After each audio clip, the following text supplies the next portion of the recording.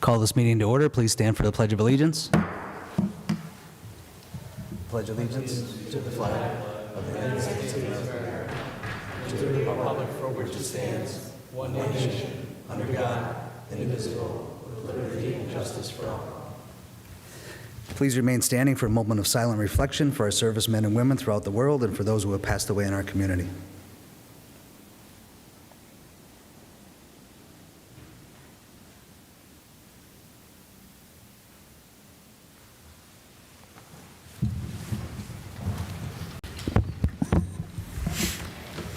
Thank you. Roll call, please. Dr. Rothchild? Here. Mr. Sean McAndrew? Present. Mr. Mark McAndrew? Present. Mr. Flynn? Here. Mr. Schuster? Present. Please dispense with the reading of the minutes. Third order, 3A, Controller's Report for month ending January 31st, 2026. 3B, Minutes of the Scranton Firefighters Pension Commission meeting held January 21st, 2026. 3C, Minutes of the Non-Uniform Municipal Pension Board meeting held January 21st, 2026. 3D, Minutes of the Scranton Police Pension Commission meeting held January 21st, 2026.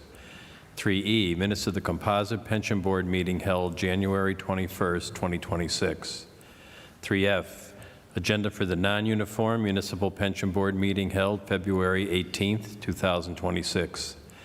3G, Correspondence received February 19, 2026 from City Business Administration regarding other post-employment benefits trust fourth quarter 2025 investment performance review.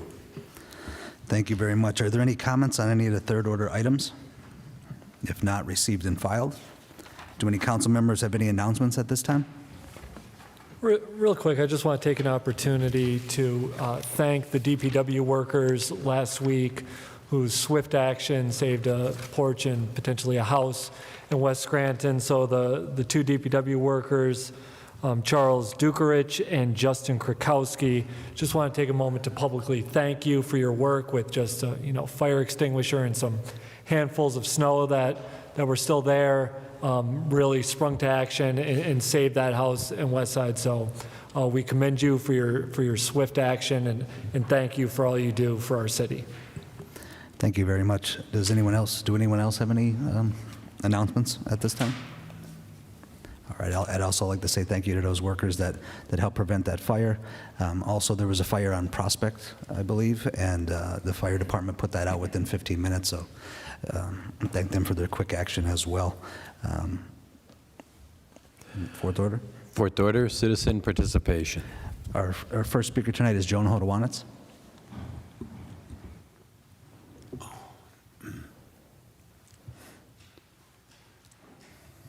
Joan Hodowanitz, Scranton. Next week, starting Tuesday and running through Saturday, is the library's quarterly book sale. It's in the marketplace at Steamtown on the second floor, right in front of the Crunch Gym.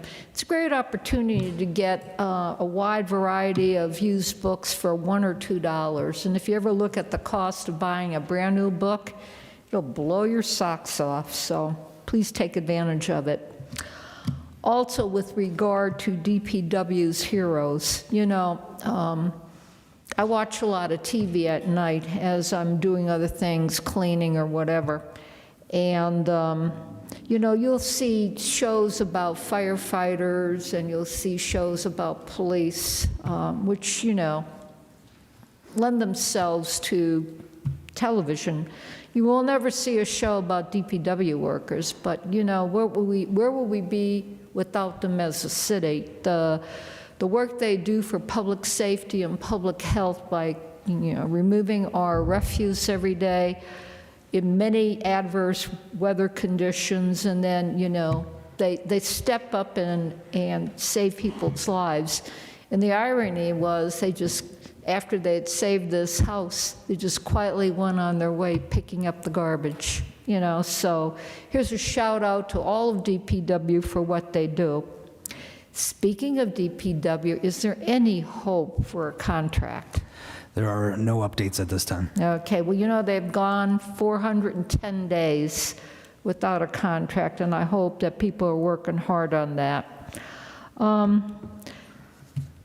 For the last couple years, when the reassessment process was ongoing, people would come up not only here, but at the government center for the county, you know, worrying about how much their taxes would go up.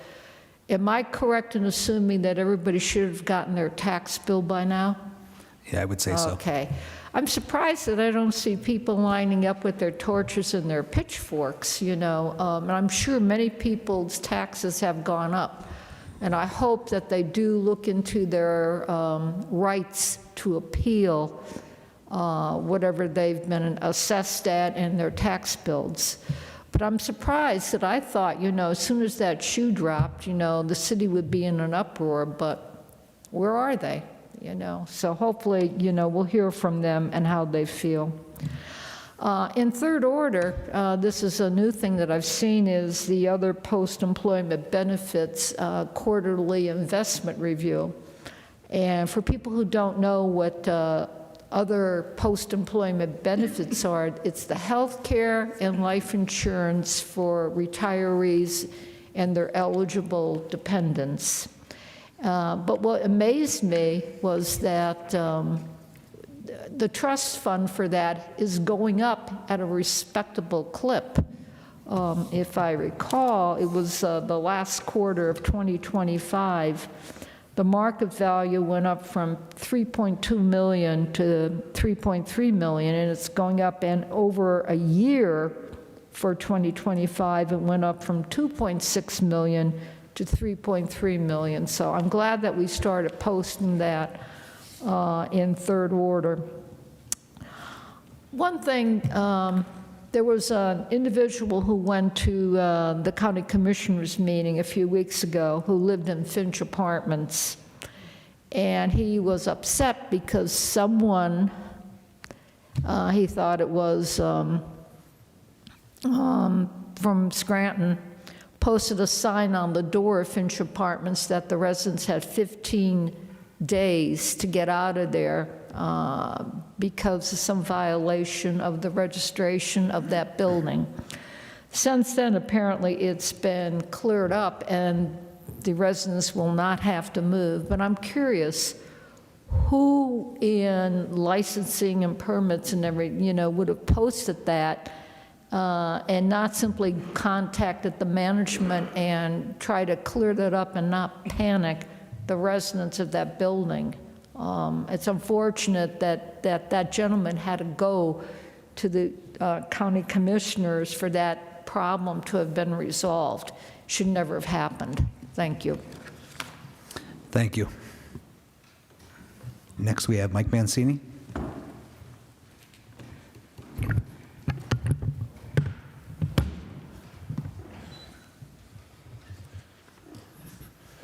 Thank you, Council President Schuster. Good evening, members of City Council and residents of Scranton. I appreciate the opportunity to speak with you tonight about an issue that lies at the heart of everything thriving: public safety and the importance of a well-managed, properly structured police department. Safety is not just a statistic that is measured by crime rates. It's the foundation of how people feel when they walk down the street, when they send their kids to school, or when they wake up daily.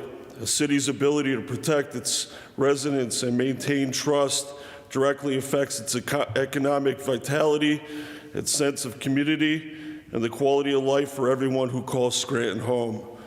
A police department is more than officers responding to calls. It's an organization that must operate with the same precision, planning, and accountability as any other major institution. When a department has the right structure and leadership, it strengthens the community from within and ensures that resources are allocated wisely, training is consistent, and officers are supported to perform their duties fairly, effectively, and safely. But structure also means strategy.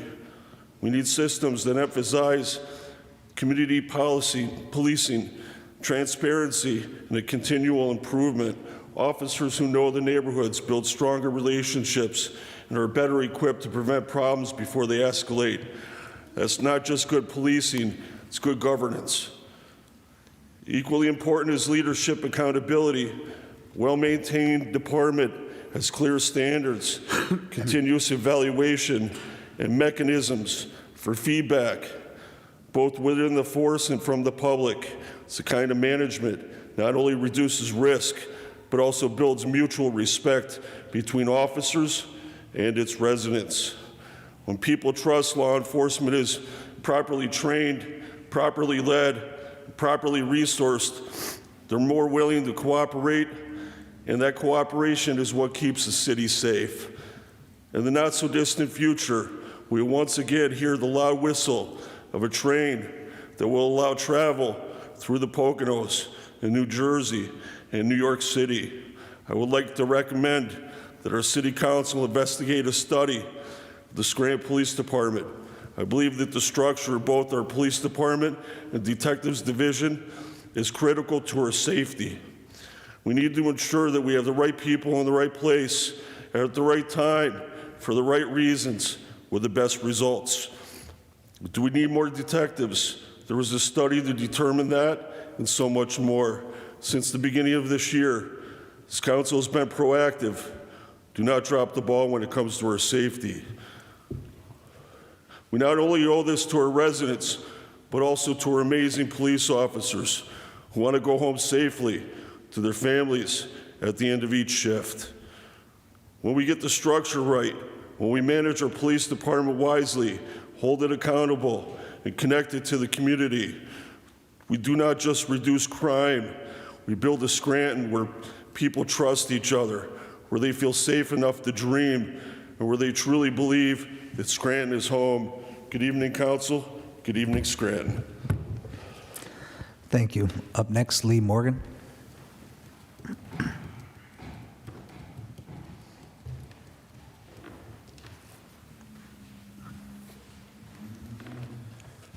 Good evening, Council. The first thing I have here tonight is that I'm opposed to any use of the water at Lake Scranton to cool data centers. I think that anybody who builds a data center anywhere needs to build their own retention ponds for cooling, and I think that that water is there for one sole purpose: human consumption, okay? The other thing I have here is I'm opposed to farming out the juvenile detention center. I think that the county needs to build one here locally. There was one in the 300 of Monroe Avenue. At one time, the county closed it and conveyed the property to the University of Scranton. And I think that we have a really very serious problem in the community. It's violation of the public trust. I think our elected officials continually violate the public trust and don't move in the best interest of the residents, whether it's the county or the city. I intend in the next couple weeks to call a couple neighborhood groups and see if something can be done in conjunction with them, but I intend to serve the city with, well, the council and the mayor with a document in regards to putting the PEG channel back. I haven't forgotten about that, but I'm going to ask for resignations of the council by motion, and I'm going to present it to the council and give you the opportunity to read the motion and vote on it. And then in 3 or 4 weeks, I'm going to go to the Court of Common Pleas and ask the court to remove you for a violation of the public trust. I think that's the way I'm going. I don't think anybody's ever done that, but I mean, you've got to see where we are in this city. It's just a complete mess.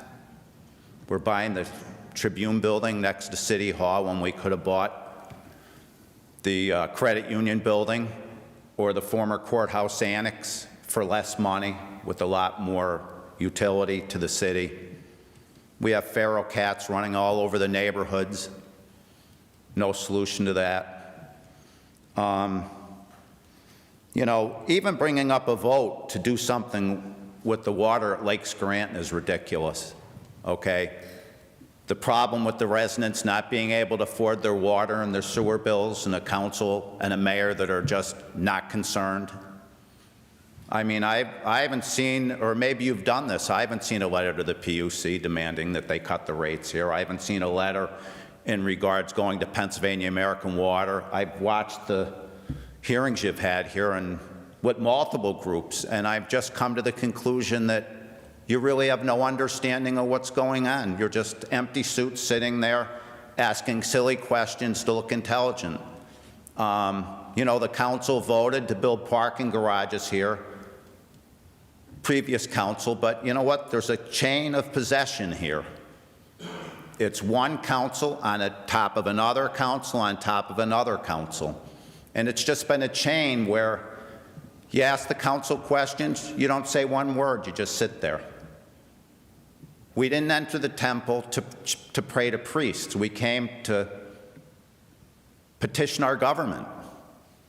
And when you stand there with a stone face and have nothing to say, and you look at where our city is, I mean, the parking garages should have been outright sold. But instead, we shield the operators from taxation.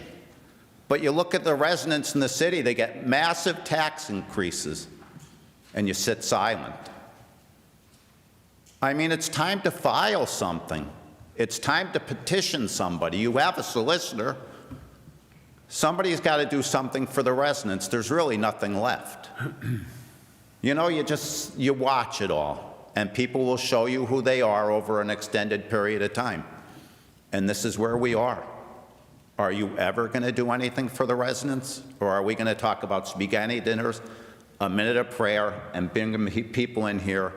Okay, we just had a small storm here. We hired outside contractors, and we have DPW running around in 1.5 ton pickup trucks trying to plow streets. How do you buy equipment like that in a city?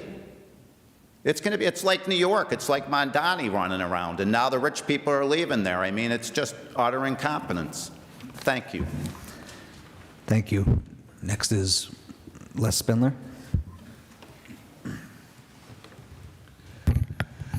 Good evening, Council. Les Spindler, city resident, homeowner.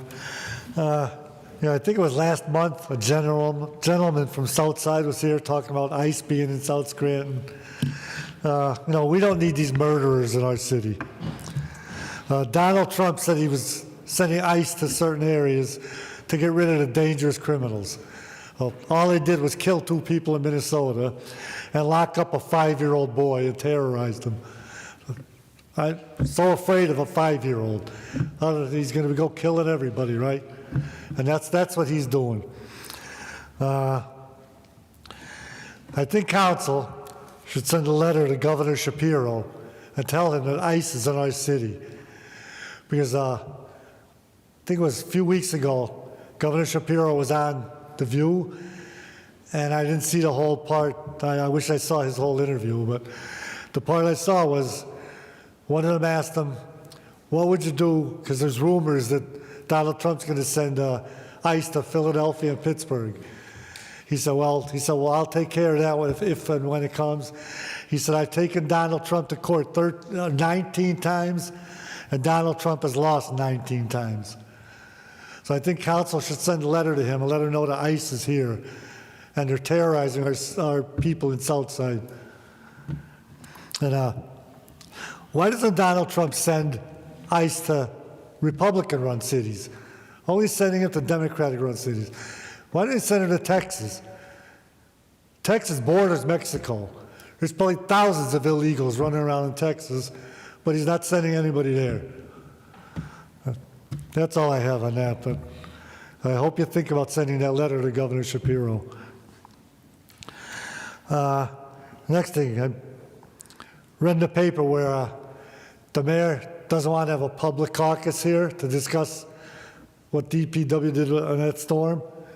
What are they trying to hide? If they don't want to come out in public, then there's something they're hiding. That's all I'm going to say on that. Okay. I think council should bring in police officer Joe Flesher for saving that DPW worker's life a few weeks ago, along with the two DPW workers who saved that house, and give the three of them a proclamation. That it's well-deserved, and we've done that to many other times with past councils. I think those three people deserve a proclamation. Would be nice to do. Okay, on the 900 block of Euclid Avenue, it's a big pave cut, but on part of the pave cut, it became a huge pothole. You have to go around it. I drive that way every single day. It's only 2 blocks from my house. So, yeah, there's one house on that block. It's just a little before that house on the right-hand side. Lastly, Lee mentioned reassessment.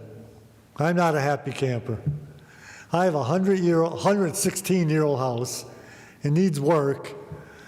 And I did a phone appeal a few months ago.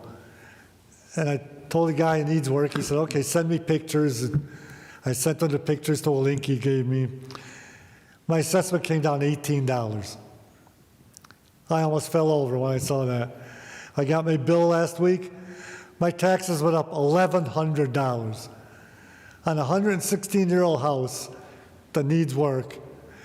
Nobody came and knocked on my door to see, ask if I could show them the inside of the house. I didn't know when they came and assessed my house.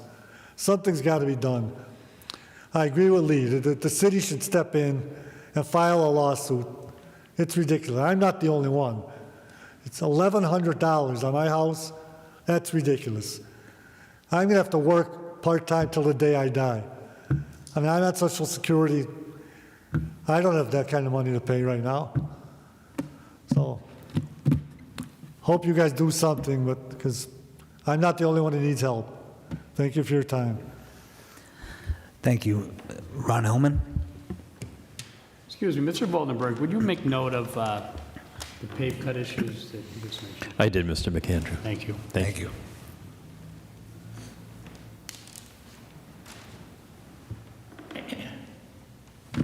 Good evening, Council. I really wasn't coming tonight. One of my friends from California phoned me. He just ruined my day, you know. Like I don't have enough problems. And after reading this morning's Times, those hacks that write there ought to win the Guinness World Book of Facts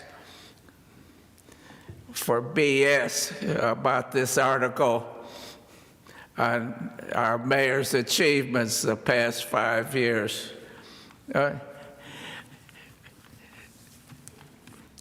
Well, this brings up all our bad streets and taxes and so on every week. It seems like the utilities, every time they attack a street, the repairs are unacceptable and nothing's done. I drive down Wells Street to the park with my dog. I thought all that tore up stuff was temporary. It's been like that a year. And Troop Street, it's an obstacle course for 1 block, and it's been like that, I don't know, since last year sometime.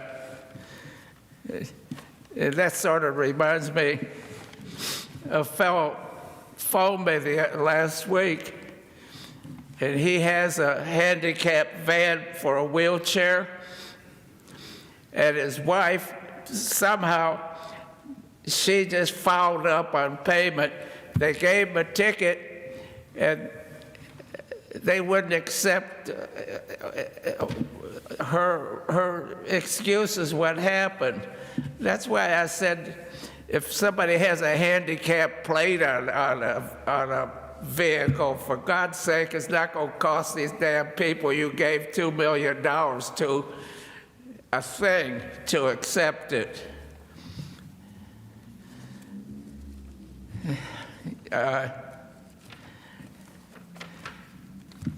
The more You know, I'm an independent, but I listened to Les, and to be truthful, I'm very disillusioned with Mr. Trump. I sure wouldn't vote for Gavin, so I don't know where I'd be. But I think if Paige Cognetti had a nose like Pinocchio, it would look like a baseball bat hanging from her head. She and the truth are total strangers. And it seems like the Lackawanna County Democratic Party could find somebody better than this in a city this size, in a county this size. Thank you. Thank you. Would anyone else like to address council?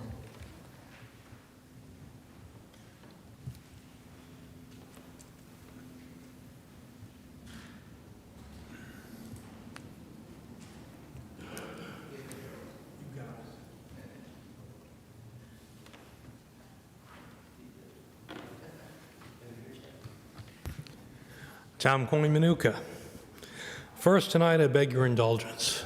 There's no flag out front, I noticed.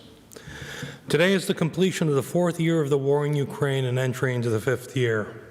Ukraine was invaded at 8:40 p.m. on February 23, 2022 Eastern Time. The world expected, as did Putin, the rapid collapse and rolling over as it was a 72-hour special operation. But here we are, due to the strength and will of the people of Ukraine, at day 1,462 of a 72-hour operation. Unfortunately, for the last year, we've given almost nothing to Ukraine in this fight. We have chastised the Ukrainian president for not wearing a suit while giving a red carpet greeting to Putin, a man accused of war crimes. We've offered to allow Europe to purchase U.S. weapons to give to Ukraine as our participation, and then refuse to send them. Even when the U.S. is reduced to a gun runner status, we refuse to support Ukraine. I'm sure some of this will ruffle feathers, as it seems political, but the prior administration was also at fault by trickling in supplies, restricting the use of them, and instead of leading, choosing non-decisions that led to confusion of purpose and direction and prompted ununified inter-country and international aid disputes. Our country stood as a bastion of the founding principles in the past. We now ask for Ukraine to give up its lands and people. We no longer hear and honor the words from the birth of this nation. Is life so dear or peace so sweet as to be purchased at the price of chains of slavery? Forbid it, Almighty God. I know not what course others might take, but as for me, give me liberty or give me death. Patrick Henry. And stand your ground, don't fire unless fired upon, but if they mean to have a war, let it begin here.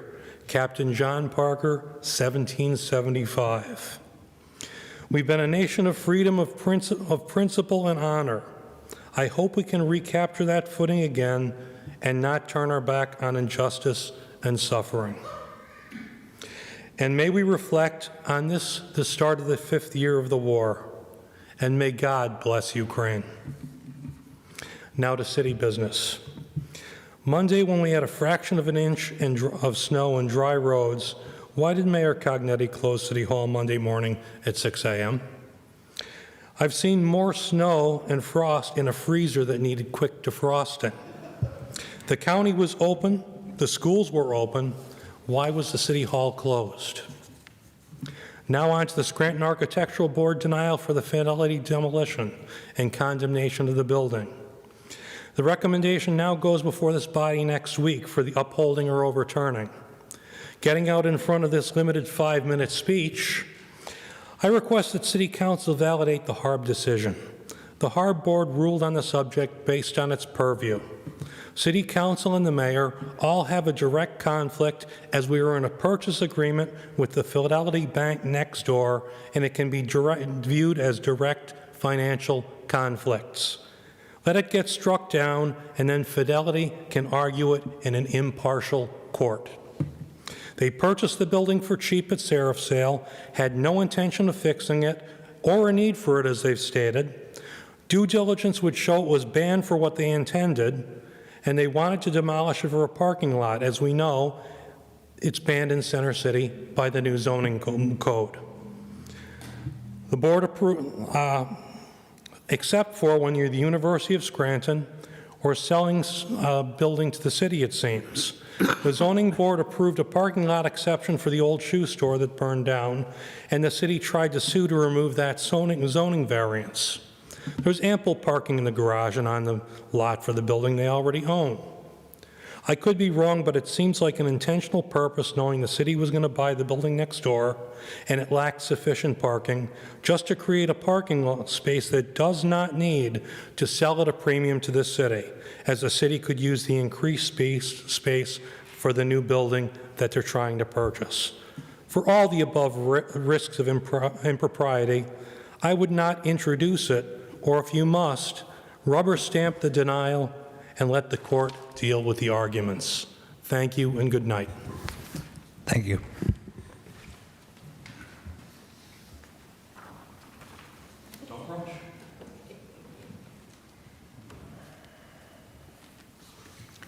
Good evening, Murray Schumacher. First, could somebody tell me, now, we saw in the paper how many gallons of water are involved in this thing. Anything that parallels that you know? No, I believe Mr. Flynn asked that question in the caucus. Oh, I'm sorry. We haven't been given that information yet. You didn't? We didn't receive any of that information yet. Oh. Are we going to get it? We could reach out to find out, yeah. Okay. Has anybody been up to the a lookout to see the picture that I gave you last week? I saw the pictures, but I didn't take a trip up there since last week. Okay. Does anybody have any idea on how to stop that or how to clean it up to what it should be? I mean, it's just unbelievable to me that it could be there for so many decades with nothing. And now here we are, and it's just disgusting. Can we find out? We can. Thank you. I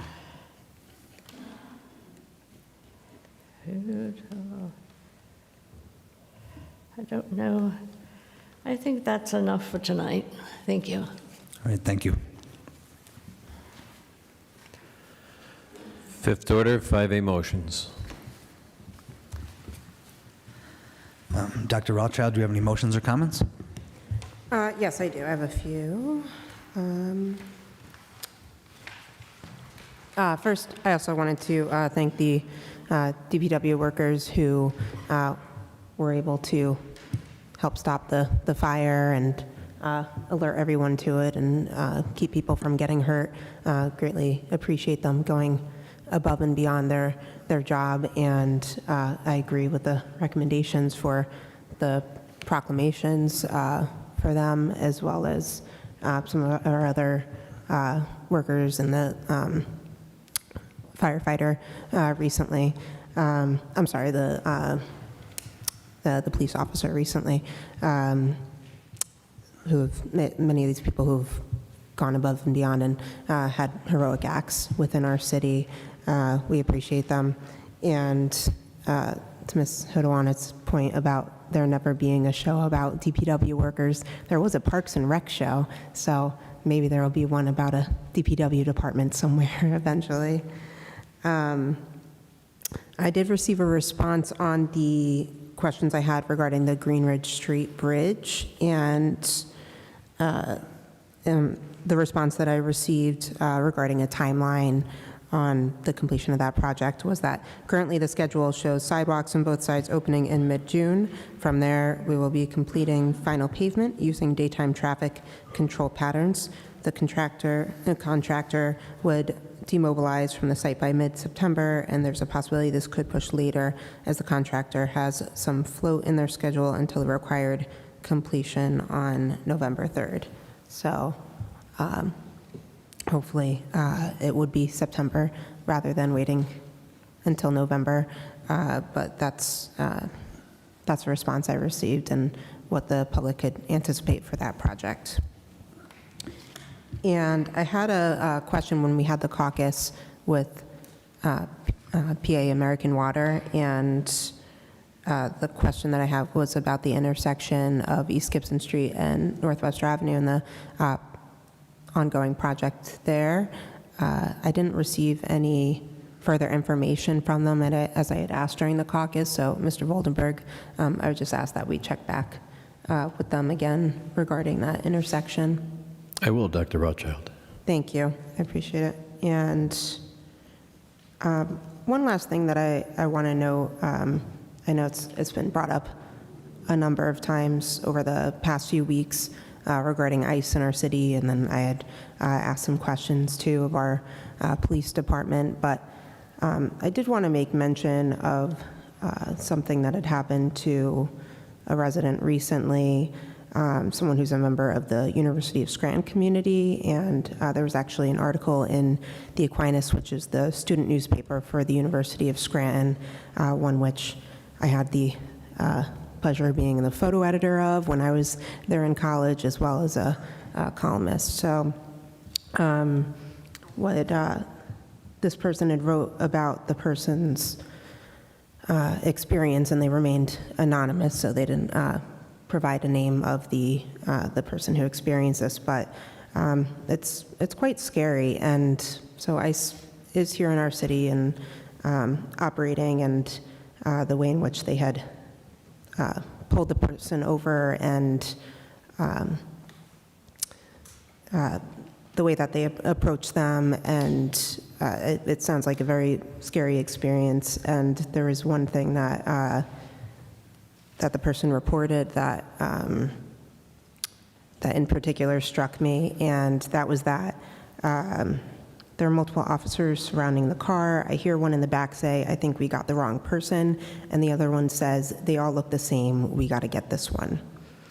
So I just wanted to leave you with those comments there, and those are some of the things that we're looking at here, and I think a reason to be scared. Not to, I would never fear monger, but it scares me for our city. So that's all. Thank you. Thank you. Mr. Sean McAndrew, do you have any motions or comments? Yes. First, I'm going to do a recap of the questions I asked last week. I did ask for that snow report. I did read in the article later in the week that the mayor and her department, her team decided to give us a snow report. We just received it this afternoon, right before, about an hour before our meeting. So we have it. I'll go through it, look into it. But Frank, can we have this put on the website by the end of the day tomorrow so the public can see it? I will, sir. All right, so I appreciate them for finally coming together and putting that report together for us. We all want to learn and work together, and I think this will be the best step forward for future storms. Next, I did ask for if DPW, the director and some supervisors, and just those guys, not a bunch of other people from different departments come in for our caucus. The answer I got was request received. So the important part that I was hoping to get is, what is the answer? Is it a yes or no? So can you ask them, thank you for acknowledging the receiving the request, but will they be coming in March, yes or no? I will. All right, next, the email saga that was going on with emails not coming through from the district to us. I want to thank Jack Rieger, the IT director, for giving us a nice detailed report in the answers. I really appreciate his hard work on that. I'm not going to go too much into it because our emails and their confidential issues with talking about emails, but I will say there's 148 emails that did not go through in a matter of a few days. They still have not gone through. So that would be my only question. The ones that were held up because of an issue, why aren't they checked and then sent? There's a lot of emails coming from the district who, as a partner of ours, that could be very important and need to get where they need to go.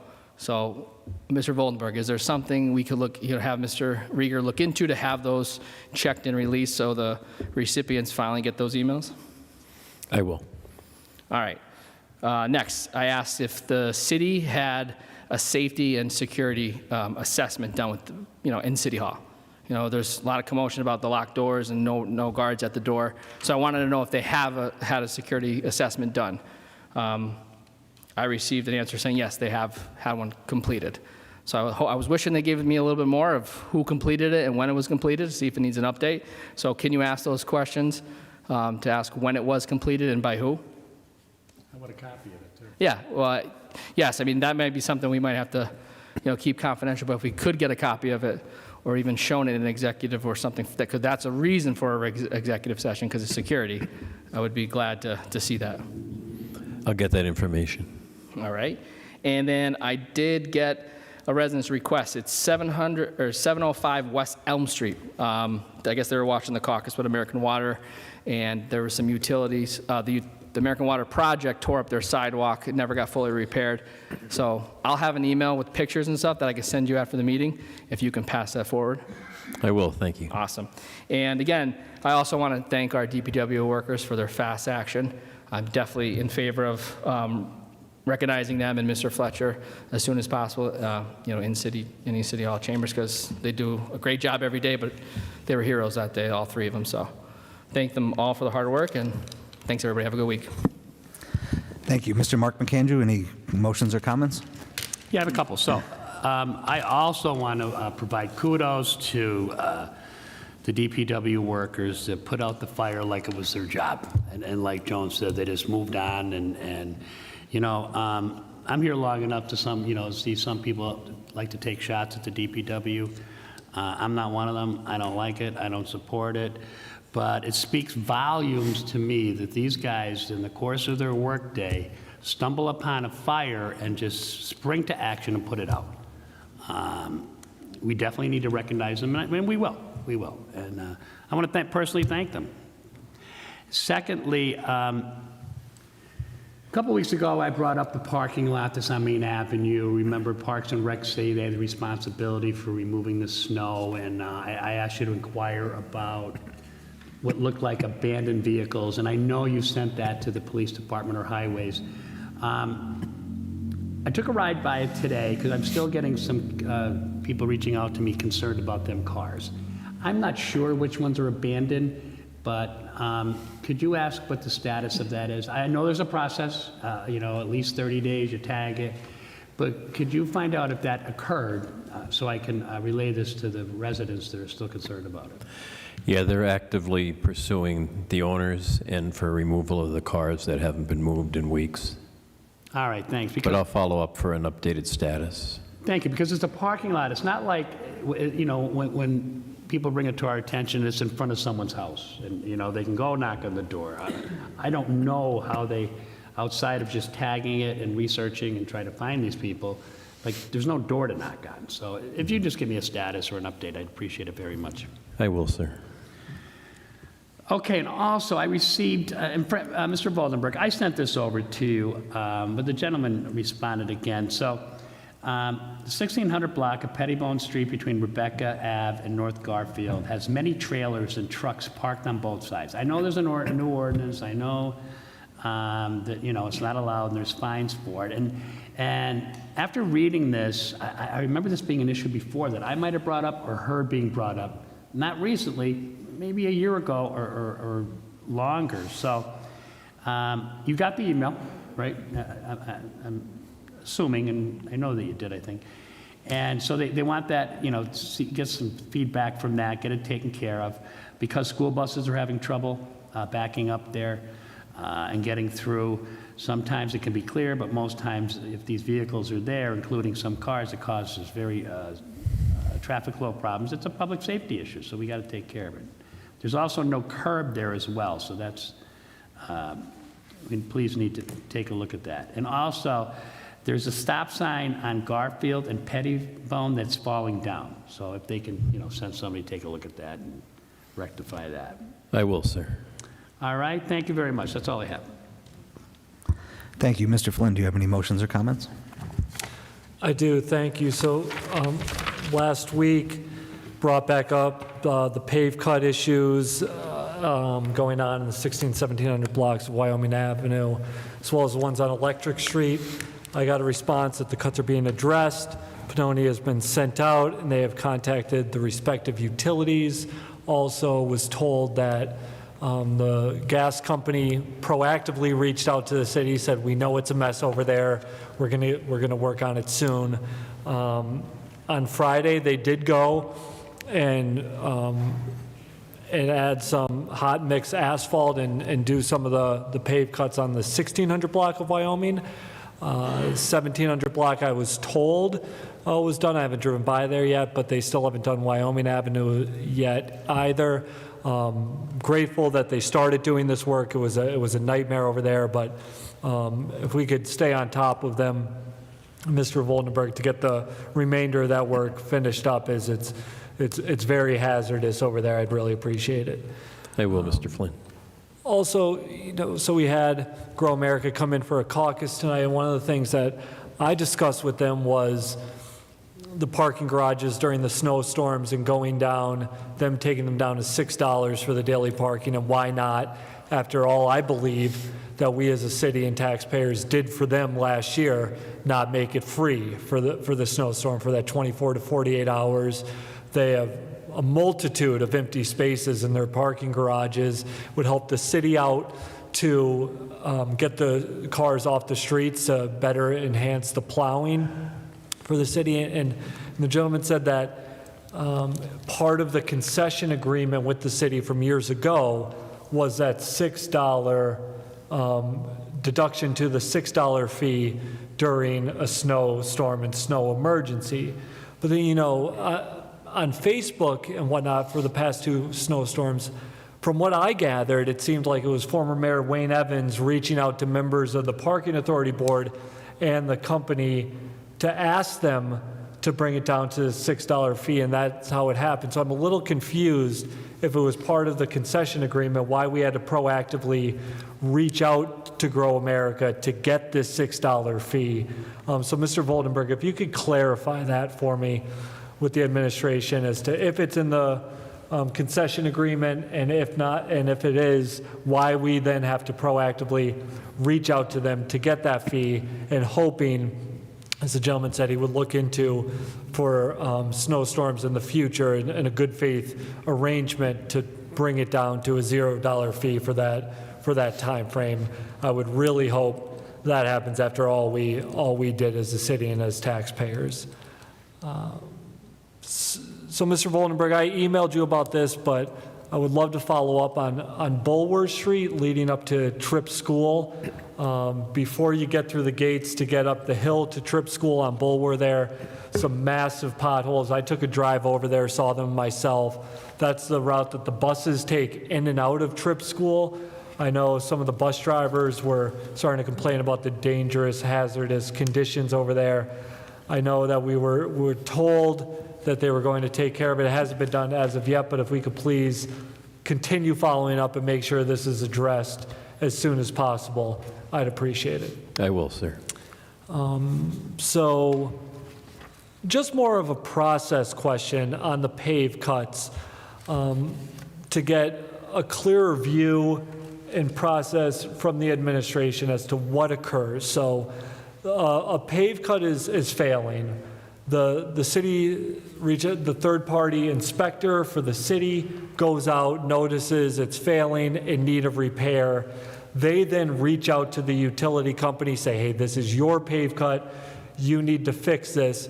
How long does that process go on for? And then how long after that process, after the pave cut inspector makes contact with the utility company and addresses the situation, does that utility company have to come and get that taken care of? So really, from the moment to 311 or whatever other avenue someone takes to discuss and address a failing pave cut to the time that it has to be completed, how long is that window, and what are the different steps? How long do they usually take? And looking for averages if need be But if we could get the administration to sort of give us that timeline, I would appreciate it. I'll do that.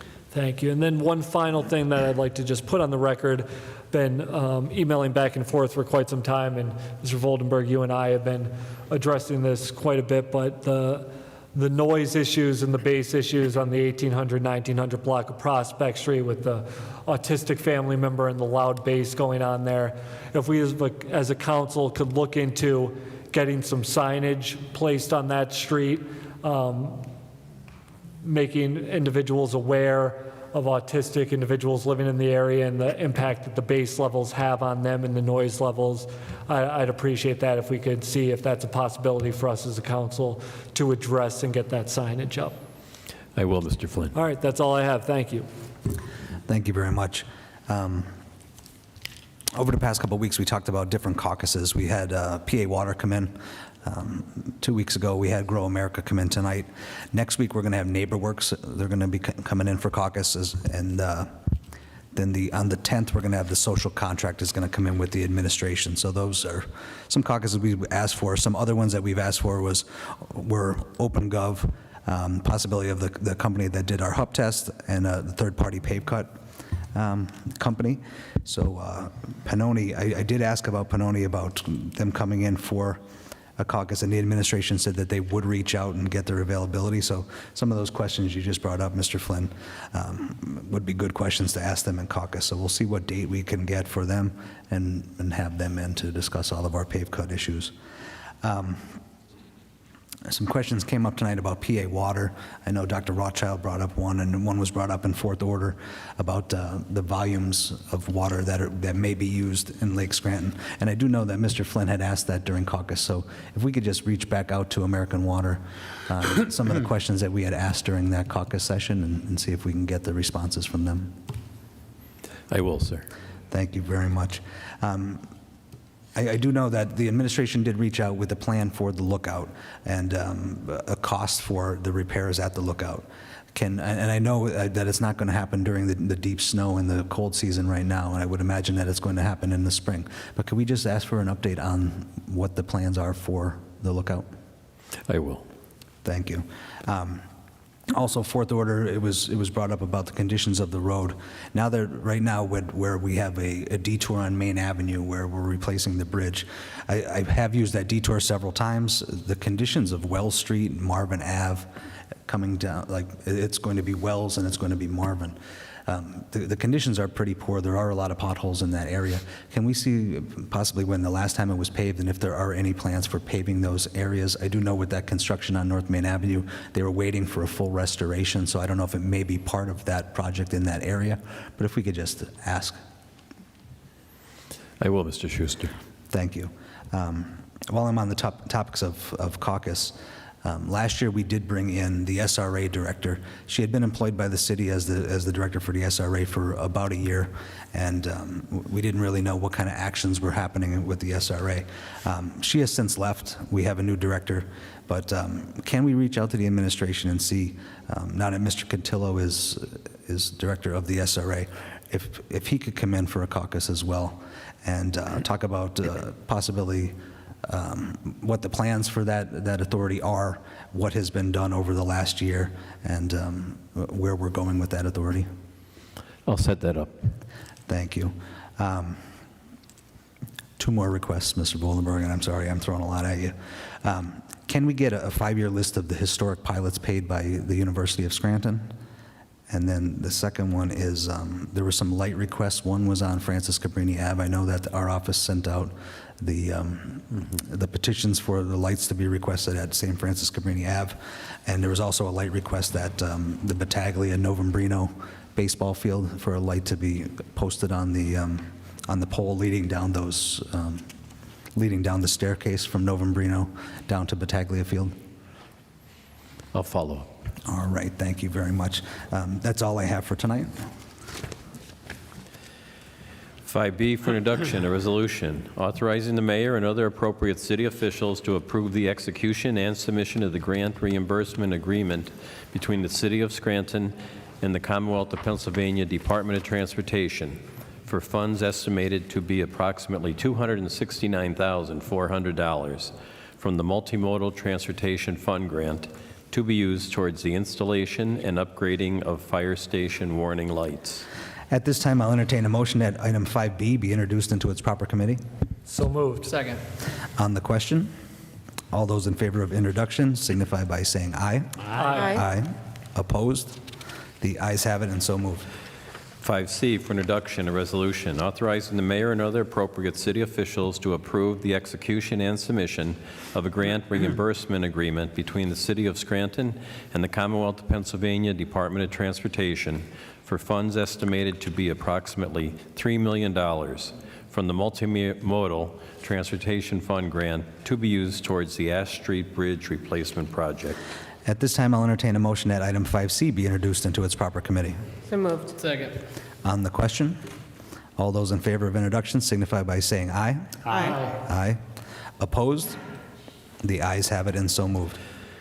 Sixth order, 6A, reading by title, filed to Council Number 6, 2026, an ordinance approving and authorizing the acquisition by easement agreements, deed in lieu of condemnation, or otherwise of the necessary rights, franchises, licenses, easements, or titles of land required for permanent and temporary easements in order to complete the Kaiser Valley Flood Protection Project, and authorizing the filing of a declaration of taking pursuant to Section 302 of the eminent domain code if required. You've heard reading of title of item 6A. What is your pleasure? Mr. Chairman, I move that item 6A pass reading by title. Second. On the question, all those in favor signify by saying aye. Aye. Aye. Opposed? The ayes have it, and so moved. Seventh order, 7A, for consideration by the Committee on Public Safety for adoption, Resolution Number 17, 2026, authorizing the mayor and other appropriate city officials to accept on behalf of the City of Scranton Fire Department a grant from Pennsylvania American Water Firefighting Support Grant up to $2,000. What is the recommendation of the chairperson for the Committee on Public Safety? As chairperson for the Committee on Public Safety, I recommend final passage of item 7A. Second. On the question, roll call, please. Dr. Rothchild? Yes.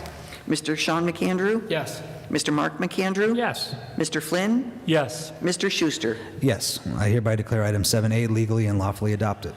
7B, for consideration by the Committee on Rules for adoption, Resolution Number 18, 2026, reappointment of Adela Artley as a member of the Scranton Human Relations Commission for a term expiring March 2nd, 2031. As chairperson for the Committee on Rules, I recommend final passage of item 7B. Second. On the question, roll call, please. Dr. Rothchild? Yes. Mr. Sean McAndrew? Yes. Mr. Mark McAndrew? Yes. Mr. Flynn? Yes. Mr. Schuster? Yes, I hereby declare item 7B legally and lawfully adopted.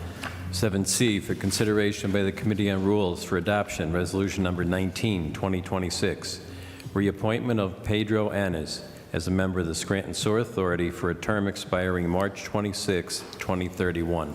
As chairperson for the Committee on Rules, I recommend final passage of item 7C. Second. On the question, roll call, please. Dr. Rothchild? Yes. Mr. Sean McAndrew? Yes. Mr. Mark McAndrew? Yes. Mr. Flynn? Yes. Mr. Schuster? Yes, I hereby declare item 7C legally and lawfully adopted. 7D, for consideration by the Committee on Rules for adoption, Resolution Number 20, 2026, reappointment of Christina Manuel as a member of the Scranton Redevelopment Authority for a term expiring February 4th, 2031. As chairperson for the Committee on Rules, I recommend final passage of item 7D. Second. On the question, roll call, please. Dr. Rothchild? Yes. Mr. Sean McAndrew? Yes. Mr. Mark McAndrew? Yes. Mr. Flynn? Yes. Mr. Schuster? Yes, I hereby declare item 7D legally and lawfully adopted. 7E, for consideration by the Committee on Rules for adoption, Resolution Number 21, 2026, reappointment of Pedro Anez as a member of the Scranton Human Relations Commission for a term expiring March 26, 2031. As chairperson for the Committee on Rules, I recommend final passage of item 7E. Second. On the question, roll call, please. Dr. Rothchild? Yes. Mr. Sean McAndrew? Yes. Mr. Mark McAndrew? Yes. Mr. Flynn? Yes. Mr. Schuster? Yes, I hereby declare item 7E legally and lawfully adopted. 8th order, no business at this time. If there's no further business, I'll entertain a motion to adjourn. Motion to adjourn. This meeting is adjourned. Thank you.